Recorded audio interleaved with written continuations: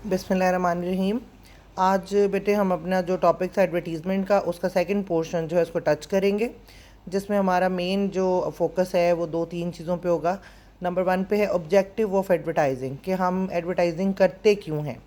अगर कल वाला लेक्चर आपके जहन में हो तो उसकी जितनी भी डेफिनेशन हमने की थी, तो उससे एक ही चीज़ बार बार आपकी समझ में आई होगी कि इसका बेसिकली जो मेन पर्पस है वो है टू इन्फॉर्म, लोगों को इन्फॉर्म करना, लोगों को मालूमात मुहैया करना। आप किसी प्रोडक्ट को जब तक के लॉन्च नहीं करेंगे, लोगों के सामने लेके नहीं आएंगे, लोगों को उसके बारे में बताएंगे नहीं, तब तक लोगों में उसके लिए दिलचस्पी पैदा नहीं होगी।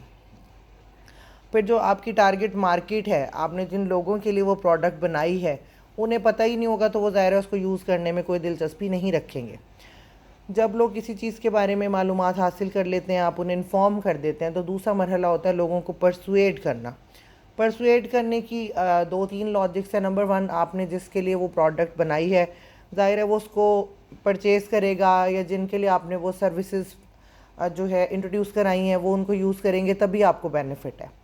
दूसरा परसुएड करना क्या होगा कि उससे मिलती जुलती चीज़ अगर मार्केट में पहले से मौजूद है, तो आप उससे बेटर क्या दे रहे हैं कि लोग उसको छोड़ के तो आपकी जो प्रोडक्ट्स है उसकी तरफ माइल हों। परसुएशन के बाद भी मरहला होता है एक, जिसमें हम उसमें लोगों को बेसिकली रिमाइंड करवाते हैं कि आपने जो है उस चीज़ को इंट्रोड्यूस करा दिया, लोगों को परसुएड कर दिया, लेकिन ज़रूरी नहीं है कि उसके नतीजे में लोग फौरी तौर पर उस चीज़ को ले लें।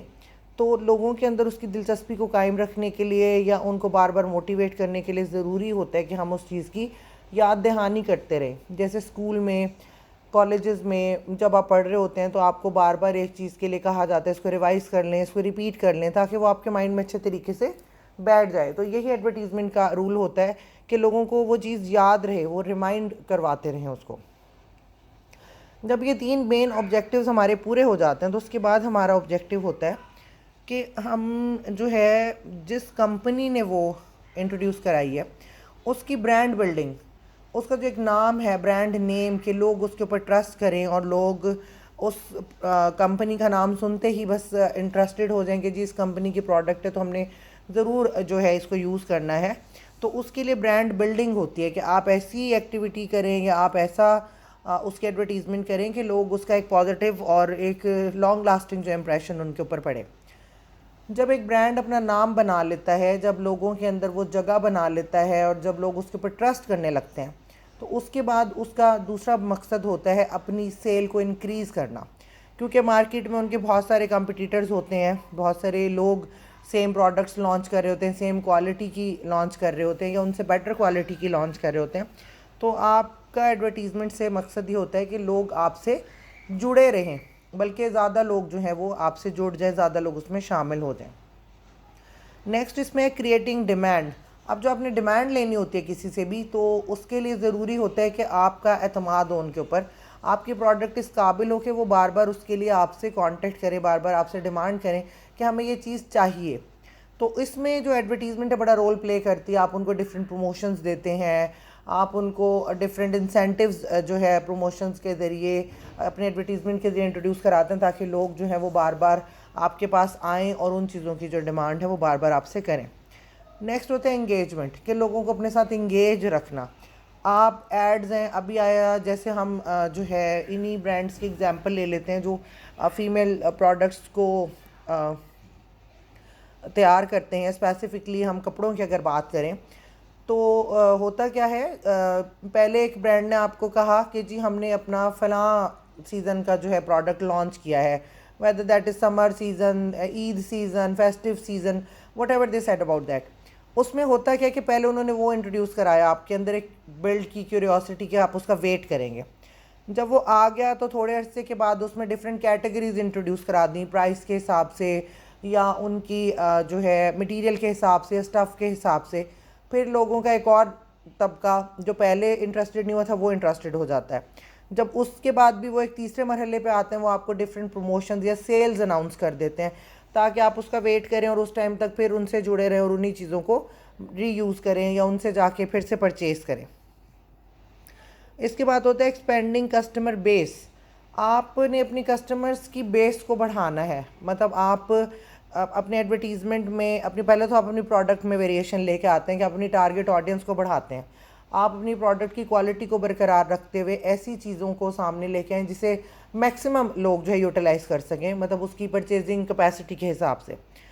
जब आप उसको इंट्रोड्यूस करा देते हैं परचेजिंग कैपेसिटी के हिसाब से, तो आपके कस्टमर्स ऑटोमेटिकली इंक्रीज़ हो जाते हैं। लेकिन फिर उस क्वालिटी को उस परचेजिंग कैपेसिटी के अकॉर्डिंगली मेंटेन करके आप अपने कस्टमर की बेस को स्ट्रॉन्ग करते हैं। चेंजिंग कस्टमर्स एटीट्यूड, अब उसका जो एटीट्यूड है आपकी तरफ कैसे चेंज होगा। जैसे हम एग्जांपल लेते हैं, रेवलॉन की ले लें, लॉरियल की ले लें, गार्नियर की ले लें। ये ऐसी प्रोडक्ट्स हैं जो कॉमनली हमारे यहाँ यूज़ होती हैं, लोग इनको पसंद करते हैं, लोग इनमें इंटरेस्टेड हैं। तो जब कोई नया ब्रांड इनका कंपटीटर आएगा तो वो क्या कोशिश करेगा कि वो ऐसी प्रोडक्ट्स लेके आए जो इन्हीं के लेवल की हो, लेकिन वो अपनी एडवर्टीज़मेंट में, अपनी प्रमोशंस में लोगों को ऐसे इंसेंटिव देंगे जिसकी वजह से वो अपने पहले से फेवरेट जो ब्रांड्स हैं उनको छोड़ के उनकी तरफ माइल हो जाएं और उन चीज़ों को लेने में दिलचस्पी का मुजाहरा करें। ये इसके मेन जो हमारे ऑब्जेक्टिव्स हैं। इसके बाद हम देखते हैं कि इसकी बेसिकली इम्पॉर्टेंस जो है क्या है कस्टमर्स के लिए। इसकी इम्पॉर्टेंस हम देखते हैं सबसे पहले कि कस्टमर के ऊपर एडवर्टीज़मेंट जो है कैसे अपना असर जो है वो डालती है। सबसे पहली चीज़ वो ये कि कन्वीनियंस। आप किसी भी प्रोडक्ट के बारे में जब बताते हैं या एड्स देते हैं तो आप उसमें बेसिकली अपने कस्टमर की कन्वीनियंस को ही सबसे पहले मद्देनज़र रखते हैं कि आप उसकी प्राइस के बारे में बताते हैं, उस प्राइस में उसको कितने बेनिफिट्स मिल रहे हैं, ये चीज़ें इसमें इंट्रोड्यूस कराई जाती हैं उनके बजट को, उनकी रिक्वायरमेंट्स को मद्देनज़र रखते हुए।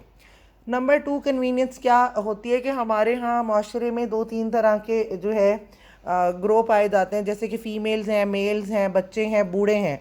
उसमें भी डिफरेंट चीज़ें होती हैं जो हर किसी के रिक्वायरमेंट के लिए होती है। इसको आप टारगेट ऑडियंस कहते हैं कि आपने अपने ऑडियंस को टारगेट कौन से पोर्शन को किया है। इसमें आप दिलचस्पी या रुझान देखते हैं कि जैसे ख़वातीन को शॉपिंग का ज़्यादा शौक़ है तो ज़्यादातर जो ब्रांड्स हैं या ज़्यादातर जो इंडस्ट्री है वो ख़वातीन की प्रोडक्ट्स के ऊपर फोकस करती है ताकि अपने बिज़नेस को एक्सपेंड कर सके और ज़्यादा जो प्रॉफिट है उसको गेन कर सके। उसके बाद दूसरा पॉइंट होता है कि अवेयरनेस, कि लोगों को चीज़ों के बारे में अवेयर करना। जैसे मैंने पहले भी बताया कि एक ही प्रोडक्ट जो होती है, जैसे हम लिपस्टिक की एग्जांपल ले लेते हैं फॉर एग्जांपल, कि लिपस्टिक एक ऐसी चीज़ है कॉमनली यूज़ होती है और बहुत सारी ब्रांड्स हैं, बेशुमार तरह की लिपस्टिक्स हैं। अब क्या होता है कि जब आपने अपनी प्रोडक्ट को दूसरों से ऊपर लेके आना है तो आप उसमें क्या करते हैं, अपने कस्टमर को पहले तो अवेयर करते हैं कि पहले से जो चीज़ें वो यूज़ कर रहे हैं उनको क्या नुकसानात हो रहे हैं, या उसके बारे में कोई र्यूमर भी क्रिएट की जा सकती है ताकि लोग थोड़ा सा अवॉइड करें। फिर आप अवेयरनेस लेके आते हैं अपनी प्रोडक्ट के बारे में, आप उसकी करेक्टरिस्टिक्स बताते हैं, जी ये लॉन्ग लास्टिंग है, स्टेन प्रूफ है, या स्किन को डैमेज नहीं करती है, इसी तरह की दूसरी चीज़ें, ताकि लोग जो हैं उसके बारे में जान सकें। फिर है better quality. Better quality awareness से ही रिलेट करती है कि आप उसकी बेटर क्वालिटी के बारे में ही अपने कस्टमर्स जो हैं उनको बताते हैं, जिसकी वजह से वो इंटरेस्टेड होते हैं, या एटलीस्ट इस किस्म की प्रमोशंस दे देना कि जी एटलीस्ट इसको वन टाइम यूज़ करें, और जैसे कि फ़ायदा ना हो तो पैसे वापस, और इस तरह की प्रमोशंस करना जिसकी वजह से लोग जो हैं थोड़ा सा उसकी तरफ मोटिवेट हो जाते हैं। अब आपने कस्टमर के लिए बेसिकली ऐड तैयार किया होता है, लेकिन ऐड तैयार कौन कराती हैं, बिज़नेस ऑर्गेनाइजेशंस। अब जो बिज़नेस ऑर्गेनाइजेशंस हैं उनकी क्या टारगेट्स होते हैं या उनको क्या बेनिफिट्स होते हैं। उनका भी पहला बेनिफिट है कि वो अवेयरनेस, कि जो एडवर्टीज़मेंट है उस ब्रांड और उसकी प्रोडक्ट के बारे में लोगों को बताती है, लोगों में उसको इंट्रोडक्शन जो है उसका दिलवाती है।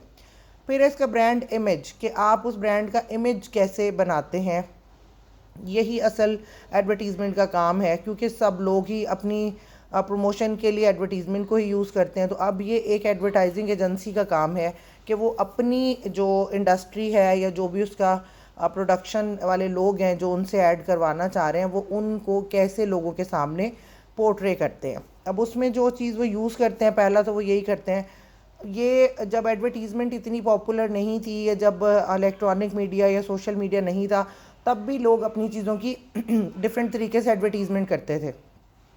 इवन देन आप छोटी शॉप्स पे चले जाएं, वहाँ पे कोई चीज़ परचेज़ करें तो हर शॉपकीपर आपको ये कहेगा जी जो मेरे पास मौजूद है चीज़ वो आपको कहीं और नहीं मिलेगी, वो आपको उस चीज़ की इतनी क्वालिटीज़ बताएगा कि आप कंफ्यूज हो जाएंगे कि आया मुझे इसकी बात पे बिलीव करना चाहिए या नहीं करना चाहिए। यही आपके साथ एक एडवर्टाइजिंग एजेंसी करती है।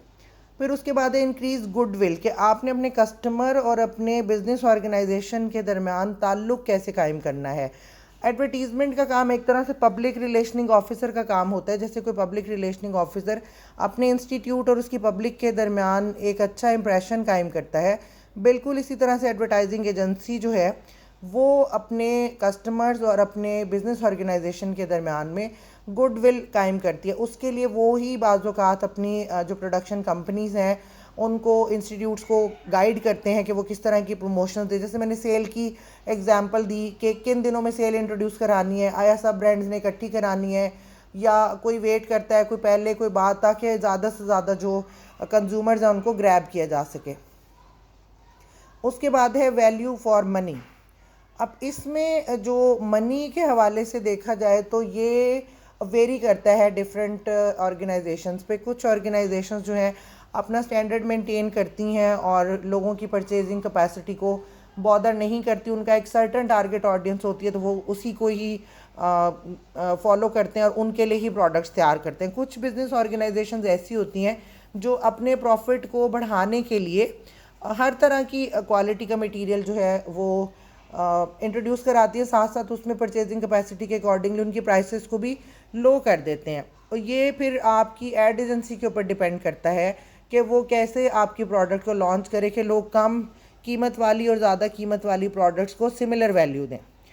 इसके अलावा कुछ इसके डिसएडवांटेजेस भी हैं लेकिन वो कम होते हैं। उनमें से सबसे पहले तो आपका है कि हेल्प इन ब्रांड बिल्डिंग। अब जो ब्रांड जो है उसके, हमने बार बार कहा कि एक एड एजेंसी उसका एक इम्प्रेशन बनाती है। अगर एक एड एजेंसी किसी ब्रांड का इम्प्रेशन बना सकते तो वो उसका इम्प्रेशन ख़राब भी कर सकती है। बहुत से एड्स हम देखते हैं, आप टीवी पे रेडियो पे देखते हैं बहुत सारे एड्स, जिनको देखने के बाद आपको खुद उलझन होती है कि कितना फजूल सा ऐड बनाया है, या वो उस प्रोडक्ट के साथ रिलेट नहीं कर रहा होता, या एनवायरनमेंट ऐसा नहीं दिखाया होता जो उस प्रोडक्ट के मुताबिक हो। तो ये चीज़ें बाज़ औक़ात उस कंपनी के लिए नुकसान का बाइस भी बनती हैं। Helps in launching new product, इसीलिए किसी भी प्रोडक्ट को जो लॉन्च करते हैं नई प्रोडक्ट को तो इजी होता है उसको लॉन्च करना। लेकिन अगर उससे पहले उसी कंपनी की कोई और प्रोडक्ट आई हुई है तो उसमें अगर आप कोई बेटर क्वालिटीज़ उसकी इंट्रोड्यूस करा रहे हैं तो बाज़ औक़ात जो है कंज्यूमर जो है वो कंफ्यूज हो जाता है कि अगर ये पहले ही अपनी बेस्ट क्वालिटी की प्रोडक्ट थी तो फर्दर इसमें क्या ऐड किया गया, और लोग एडवर्टीज़मेंट कॉन्टेक्ट्स को समझ जाते हैं जिसकी वजह से वो फिर उन चीज़ों में इंटरेस्ट नहीं लेते। इसके अलावा जो बहुत ज़्यादा एडवर्टाइजिंग करने से या बहुत ज़्यादा चीज़ों की प्रमोशन करने से लोगों में एक इम्प्रेशन ये भी आता है जो जनरली देखा गया है, स्पेसिफिकली अगर आप मीडियोकर्स को देखें तो वो उन्हें लगता है कि बहुत ज़्यादा अननेसेसरीली एडवर्टीज़मेंट या बहुत ज़्यादा इस चीज़ के बारे में जो बात की जा रही है तो क्वाइट पॉसिबल इसमें ये क्वालिटीज़ है ही नहीं, ये सिर्फ बेचने के लिए हमें बार बार जो है परसुएट करते हैं, रिमाइंड कराते हैं। तो ये चीज़ें बाज़ औक़ात उसके लिए नुकसान का बाइस भी बन जाती हैं। लेकिन जो मेनली अगर हम इसके फंक्शंस की बात करें तो इसके जो मेन फंक्शंस होते हैं उनमें सबसे पहला जो है किसी भी शय के इस्तेमाल में इजाफ़ा करना है। अब जो एक एडवर्टाइजिंग एजेंसी का मेन काम होता है वो काम ही ये है कि वो किसी भी प्रोडक्ट के लिए ऐसा ऐड तैयार करे कि जो उसको लेना चाहता है वो उसको मुसलसल ख़रीदता रहे। किसी भी ब्रांड या कंपनी की कामयाबी यही होती है कि जो प्रोडक्ट उसने लॉन्च की है उसके जो बायर्स हैं वो उसको छोड़े ना। उसमें दो चीज़ें हैं, पहला तो कंपनी अपना इमेज बरकरार रखने के लिए अपने स्टैंडर्ड को जो है बरकरार रखे, उसके बाद एड्स में ऐड को इतना जो है अपीलिंग होना चाहिए या उसके अंदर ऐसी चीज़ें बताई जानी चाहिए कि वो लोग जो हैं उसके ऊपर ट्रस्ट करें मुसलसल और उसको लेते रहें। फिर मसनूआत की मियाद में इजाफ़ा इसमें एक आ जाता है कि जैसे हम देखते हैं, जैसे फेयर एंड लवली के ऐड की बात कर लेते हैं। मैं ज़्यादातर इन चीज़ों की एग्जांपल ऐसे देती हूँ क्योंकि ये आपकी लाइफ से रिलेट करती हैं कि जी पहले एक फेयर एंड लवली आती थी, फिर आया जी कि फेयर एंड लवली विंटर आ गई है, अब फेयर एंड लवली ऑटम आ गई है। कि आपको पूरा साल जो है ना वो इतनी तरह की चीज़ें इंट्रोड्यूस कराते हैं कि जी एक ही प्रोडक्ट में हर क्वालिटी, आप इस सीज़न में लगाएं तो ये बेनिफिट है, इस सीज़न में लगाएं ये बेनिफिट है। तो कंज्यूमर एक ना लॉन्ग टाइम तक उस प्रोडक्ट को यूज़ करता रहता है। फिर मसनूआत के इस्तेमाल के तरीक़ों में इजाफ़ा, एक इसमें ये बड़ा एक उनका टैक्टिस होता है कि एक ही प्रोडक्ट है लेकिन अब उसमें जी डे क्रीम भी अवेलेबल है, उसमें नाइट क्रीम भी अवेलेबल है कि आप उसको लेंगे, वो आपको इतना मेंटली ऑक्यूपाई करते हैं या आपके अंदर इस तरह का इम्प्रेशन डाल देते हैं कि आपको लगता है कि हाँ ये नेसेसिटी है मेरे लिए। तो वो ऐड ही आपको ऐसी चीज़ें बताता है, और वो ज़्यादातर जो ऐड एजेंसीज हैं आपकी जो ह्यूमन वीकनेसेस होती हैं उनको कैप्चर करते हैं। उसके बाद ही वो उसका जो है आपकी साइकोलॉजी को मद्देनज़र रखते हुए उसका जो ऐड है उसको बनाते हैं। फिर है ख़रीदारों में यानी कि कंज्यूमर्स में इजाफा करना, ये हमने पहले भी डिस्कस किया है तो मैं इसको रिपीट नहीं करूँगी। इसके साथ साथ है कि ख़रीदार के मौसम को बढ़ाना एक पॉइंट होता है। अब ये जो पॉइंट है मौसम बढ़ाने से मुराद क्या है यहाँ पर, कि जैसे हम फ्रूट्स की एग्जांपल लेते हैं कि पहले समर के फ्रूट्स होते थे और विंटर के फ्रूट्स होते थे। अब जो है इतनी ज़्यादा टेक्नोलॉजी एडवांस हो गया कि आपको हर फ्रूट हर सीज़न में ही अवेलेबल है। मतलब आपने अगर कोई भी चीज़ खानी है या आपको कोई चीज़ पसंद है तो उसके लिए आपको किसी सीज़न का वेट नहीं करना पड़ता, वो चीज़ ऑल टाइम अवेलेबल है। इसी तरह से और भी जितनी प्रोडक्ट्स होती हैं वो भी अब इस बेस पे ही बनाई जाती हैं कि हमारे यहाँ का क्लाइमेट कैसा है, उस क्लाइमेट चेंज के अकॉर्डिंगली वो आपको बताते हैं कि जी इसमें ये शामिल है, ये शामिल है, ये शामिल है, और इसके इस्तेमाल से आपको ये बेनिफिट्स जो है वो हासिल होंगे। फिर इसमें ज़्यादा से ज़्यादा लोगों को मतवज्जो करना। अब ऐड जो है बेसिकली वो क्यों बनाया जाता है कि ज़्यादा से ज़्यादा लोग उसके बारे में जान लें, ज़्यादा से ज़्यादा लोग जो है उसमें दिलचस्पी लें। उसके लिए किया क्या जाता है कि चीज़ों के साथ कोई ना कोई पेशकश कर दी जाती है। जैसे ज़रूरी नहीं कि सेल्स की जाए। आप कुछ अर्सा पहले 2 या 3 साल पहले, मुझे एग्जैक्टली याद नहीं है, कि जी पेप्सी की बॉटल ख़रीदेंगे तो एक गिलास मिलेगा। लोगों ने कहा चलें जी 6 बॉटल लेंगे तो 6 गिलास इकट्ठे हो जाएंगे। मतलब वो एक गिलास का एक इंसेंटिव दिया और उसकी वजह से लोगों ने पेप्सी या कोक को ज़्यादा ख़रीदना शुरू कर दिया। इसी तरह से by one get one free में भी यही होता है कि वो आप समझते हैं कि आपको बेनिफिट हुआ और आप एक ही उसकी प्राइस में 2 चीज़ें ले आए हैं, लेकिन बेसिकली वो अपनी अर्निंग पूरी कर रहे होते हैं, लेकिन वो आपको प्रमोशन ऐसी देते हैं आपकी साइकोलॉजी को मद्देनज़र रखते हुए कि आप मजबूर हो जाते हैं उस काम को करने के लिए। इसके अलावा फिर सेल्स जैसे आ जाती हैं कि जी एक्चुअल प्राइस पे वो ऑलरेडी इतना प्रॉफिट ले रहे होते हैं कि जब वो सेल लगाते हैं तो बेसिकली वो अपना प्रॉफिट गेन कर रहे होते हैं। लेकिन चूंकि हमें लगता है कि ये चीज़ पहले 5,000 की थी, मुझे 2,500 की मिल रही है, या 500 की थी तो मुझे 250 की मिल रही है, तो इस वजह से इस लालच में या इस सेटिस्फेक्शन में हम उन चीज़ों को ज़्यादा जो है परचेज़ करना शुरू कर देते हैं। इसके अलावा एड्स का जो एक और मकसद होता है चीज़ों के बारे में इतला देने या लोगों को परसुएड करने के अलावा, कि जो र्यूमर्स होती हैं डिफरेंट चीज़ों के बारे में उनको भी कंट्रोल करना। जैसे एक दफ़ा लेज़ के बारे में ये बड़ा हुआ था कि ये जो है पिग जो है उसके फैट्स होते हैं इसमें और इस तरह की चीज़ें वगैरह। तो लेज़ ने बाकायदा इसकी तरदीद की और उसके बाद उसके पैकेट पे बाकायदा हलाल जो है वो लिखा हुआ आने लगा उस चीज़ को कवर करने के लिए, ताकि लोगों के पास जो भी उसके बारे में मिसअंडरस्टैंडिंग है उसको दूर किया जा सके। इसके अलावा जो है आपने एडवर्टीज़मेंट एक नई प्रोडक्ट के लिए करनी होती है जब आप बिल्कुल पहली दफ़ा मार्केट में आते हैं। लेकिन अगर आप एक पुराने जो है इंडस्ट्रियलिस्ट हैं या पुराने जो है बिज़नेस पर्सन हैं, तो उसके साथ साथ क्या होता है कि आप अपने बिज़नेस को एक्सपेंड करने के लिए नई नई प्रोडक्ट्स भी लॉन्च करते हैं। अब आपका एक इमेज बना हुआ है, लेकिन उसके बावजूद कोई भी नई प्रोडक्ट जब आप लॉन्च करते हैं, बेशक आप उसी इमेज के साथ करें, उस प्रोडक्ट की करैक्टरिस्टिक्स जो हैं वो डिफरेंट है पहली वाली प्रोडक्ट से। तो उसके लिए भी एडवर्टीज़मेंट इसीलिए करवाई जाती है कि लोगों ने आपके ऊपर जो एतमाद किया है उसी को यूज़ करते हुए लोगों को उन नई चीज़ों को ख़रीदने के लिए मजबूर करना। इसके अलावा जो है क्या होता है कि किसी चीज़ का नेमुल बदल जो है उसको लेके आते हैं। जैसे मैंने आपको पेप्सी के भी एग्जांपल दी कि पेप्सी एक जो है ड्रिंक है तो कोका कोला आ गई, फिर पेप्सी और कोका कोला जो है उसके अल्टरनेट में आ गया जी कोला नेक्स्ट, या पाकिस्तान में हुआ कि जी ये बाहर की कंपनीज़ हैं तो हमारी लोकल जो ड्रिंक्स होनी चाहिए तो उन्होंने उनसे मिलती जुलती प्रोडक्ट्स जो है वो इंट्रोड्यूस करा दी। इसी तरह से डिफरेंट जूसेस हैं, ये सारी चीज़ें जो हैं पहले से मौजूद चीज़ का नेमुल बदल है, लेकिन उसमें होता क्या है कि पहली चीज़ से लोगों को हटाने के लिए आप अपनी प्रोडक्ट की कोई ऐसी क्वालिटी बताते हैं जिसकी वजह से लोग मजबूरन उसको छोड़ के एक दफ़ा कम से कम ज़रूर आपकी प्रोडक्ट को ट्राई करें। मैं प्रोडक्ट का वर्ड बार बार इसलिए यूज़ कर रही हूँ कि एड्स जो हैं ज़्यादातर प्रोडक्ट्स के लिए होते हैं, लेकिन इसमें आप गुड्स और सर्विसेज को भी बिल्कुल अपने जहन में रखेंगे, आइडियाज़ को भी, डिफरेंट आइडियोलॉजीज़ जो हैं उनकी प्रमोशन के लिए भी एडवर्टीज़मेंट जो हैं वो की जाती हैं। इसी तरह से जो सर्विसेज के हवाले से, जैसे मैंने एक लेक्चर में पहले भी कहा था कि जैसे अब्दुल सत्तार ईदी के इंस्टीट्यूट के बारे में या शौकत खानम हॉस्पिटल के बारे में या इसी तरह के दूसरे फलाही इदारों के बारे में जो ऐड आते हैं, वो बेसिकली कोई प्रोडक्ट नहीं सेल कर रहे होते, वो डिफरेंट सर्विसेज के बारे में होते हैं कि लोगों को उन सर्विसेज के बारे में बताना और लोगों को उसके बारे में अवेयर करना, ताकि ज़्यादा से ज़्यादा लोग जो उससे फ़ायदा हासिल कर सकें। तो आज के लिए मेरे ख्याल से इतना काफ़ी है। इन दोनों लेक्चर्स को आप एक दफ़ा देख लें, फिर मुझसे क्वेश्चन कर लें ग्रुप में, और मैं ये वाले लिंक्स आपको शेयर कर दूँगी, तो काइंडली सब बच्चे अपनी अपनी जो है असाइनमेंट प्रिपेयर करके मुझे मेल कर दें। थैंक यू, अल्लाह हाफिज़।